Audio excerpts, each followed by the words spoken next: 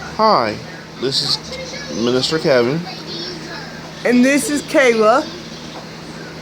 and to um, we're here to talk about mental illness, and that's what I have. So, And I'm here to talk about BPD, also known as borderline personality disorder. And Kevin is here to talk about bipolar. all right, bipolar is bipolar is a disability a mental disability I have because it's hard to me to remember things sometimes, and sometimes also deep depression also is with bipolar stuff. I mean, let me explain a little bit about bipolar. I take medicine for bipolar because my anger gets a little like messed up a little bit, but you know I know how to control it With the medicine. with the medicine. And I mean, if you take your medicine, you'll be fine. But if you're out your medicine, you'll be like, oh, blah, blah, and cussing the people out, putting yourself down. What else? Just saying things out things, and also suicide. And but bipolar, because there's two types of bipolar. Bipolar 1 is when you just explode. When you event and say what you want. Bipolar 2 is if you don't have your medicine, and it'll probably explode to make you do something you don't want to do. I have bipolar 1, and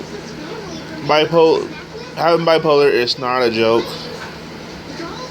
and everything, but how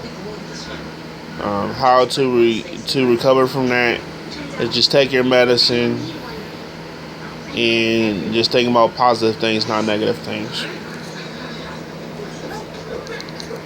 Huh? And also, you also need to take counseling too, because if you take counseling, it'll help you through a lot of things, and it keeps you under control. All right, and here's Kayla to talk about Borderline personality. borderline personality disorder. Take it away, Kayla.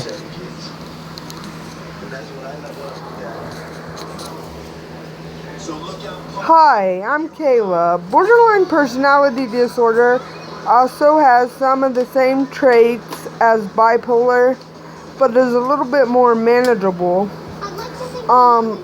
With bipolar, let me touch on that for just a quick second. Bipolar, they have a imbalance in their brain that we don't have, which makes it a little bit harder to control. With borderline personality, we just have maybe a little bit trouble calming down and rationalizing. But we go through something called dialectical behavioral therapy, which gives us the people to talk to about our problems, and we get attached really quick to people, whether it be friendships, whether it be relationships, and for me, I know I get attached to friends really quickly, relationships. I'm often flighty in both. I freak out really easily if somebody doesn't answer a text, a phone call. I get really angry if you switch a routine that I have. If I'm not taking my anxiety medicine, because I also have anxiety, I get really agitated really easy, and it's really hard for me to control.